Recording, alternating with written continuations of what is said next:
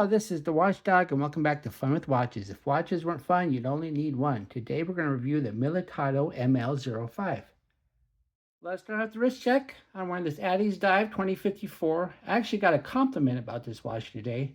Of course, it was from somebody I was selling a watch to, so it was a watch person. And Greg was wearing my Sukume 9320.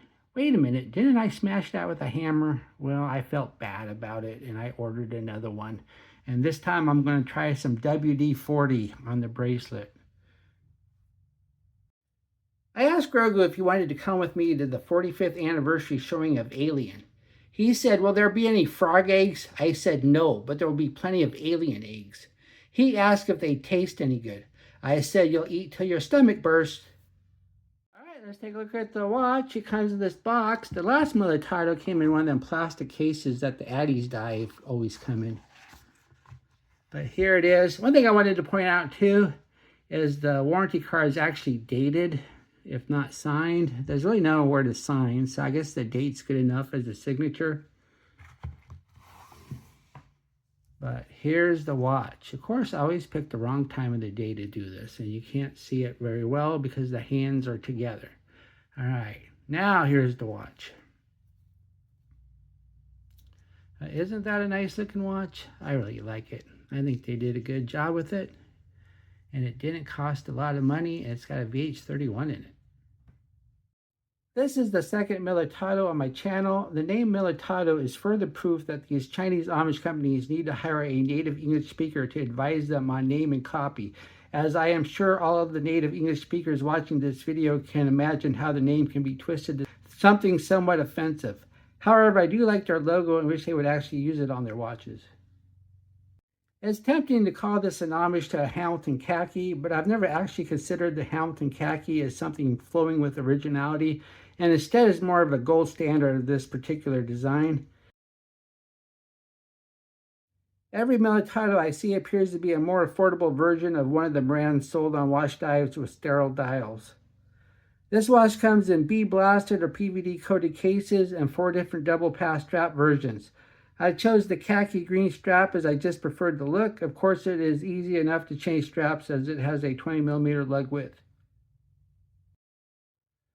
The watch is 36.7mm at the bezel, but 38.2mm at the case. It has a 47.6mm lug to lug, which is kind of long considering how wide the watch is. It's 10.5mm thick if you don't measure the double pass strap, and it's 12.7mm with the strap. It has a 20mm lug width, and it weighs 60 grams on the supplied canvas strap. The bezel's smooth and matches the case, and once again it's just barely smaller than the case. Then we have the dial. The dial is black with no writing on it other than the numerals for the hours. Then we have this little government issue symbol because it's trying to look like a war watch. The dial is nice and black. I like it. Then we have triangle indices with numerals next to them. The triangles are loomed, the numerals are not. And then we have the 24-hour numerals smaller next to them. Then we have the fence post minute and hour hand, and then we have a second hand with a spear tip that's loomed and a lollipop counterbalance. And there's no date on this watch. There's normally no dates on watches like this. Plus this is a VH31, so you couldn't have a date anyway, so there's no ghost date. We have an unsigned screw down crown. The crown action is great. Pops nicely when you unscrew it. Then when you go to screw it back down, it catches right away and you don't feel like you're going to strip it. Of course, this being a no date VH31, you're not going to be using the crown a lot. And then we have the crystal. It's sapphire, and it does have AR coating, and it does a good job of not reflecting the light. You only really see it when it's directly above my overhead light there. So I like the crystal. A lot of times you won't get sapphire on a watch in this price, so that's always a plus. And then we have the case. The case is bead blasted and it looks nice. It's really nice finish. Once again, you can get a PVD coated black one if you want. I just preferred the looks of the gray.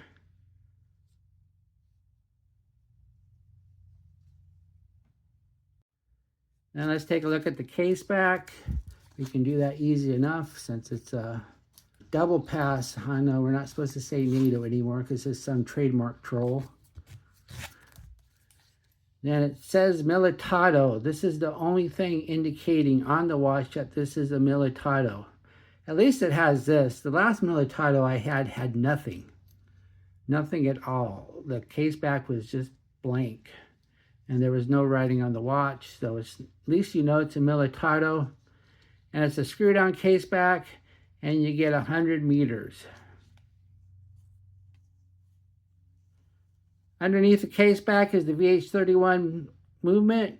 It's a quartz movement that ticks 4 times a second, so you don't have to worry about it missing the marks. So if you have the quartz secondhand OCD, this one will not set it off.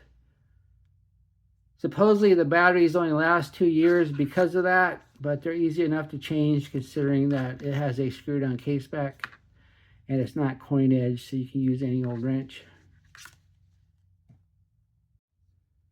The strap is a double pass nylon and it's nice. The hardware matches the case, so it's the same bead blasted finish, so that's always nice. A lot of times you'll get something that's bead blasted, but then you'll get a shiny buckle, so it's nice that the buckle matches, and so do these. These keepers match, and yeah, there's nothing wrong with this strap.